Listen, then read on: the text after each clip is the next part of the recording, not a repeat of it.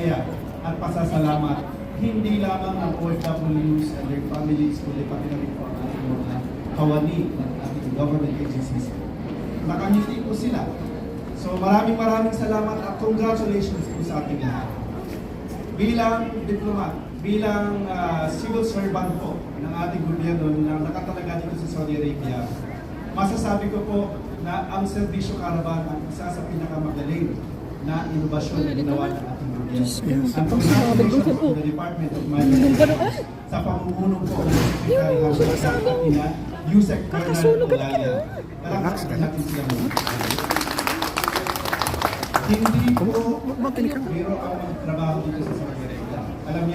Alam niyo lahat yan. Pati yung mga bagong dating dito, mahirap pumunta dito. Pero dahil po sa ating DMW, dahil po sa ating pamahalang administration, Marcos administration, tayo po ay hindi napapagod na magsilbi sa ating mga OFW communities all over the world. And I think meron po tayong napatunayan sa caravan na ito. We have proven that we are strong. Indeed, we are very strong when we are united.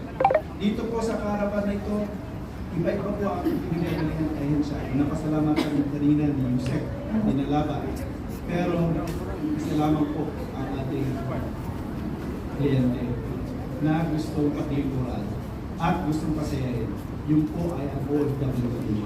So, once again, congratulations po sa DMW at sa lahat ng partner agency, DMW, DFA, OWA, DSWD, TV, SSS, PhilHealth, TSA, Bloodbank, all government agencies at Sa loob pa naman ako.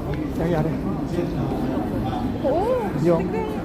Diyan sa loob. May pumutok? Nakasunog. Pero parang nag-short yata. Short circuit. Buti na lang, nakuha ko na to.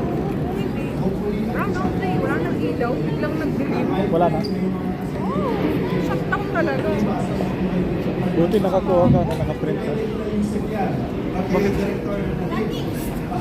Kasama din yung aeroplano? Sabi ko kanina, may kulang doon sa pinigin akin. May kulang. Dapat po mayroon pang isang black. Tumunod po kayo dapat palagpakan po natin ang ating organization. Dito po sa Saudi Arabia, wala pong nagiging problem. Dahil sa tayo po ay dito po, napapatunayan po yata.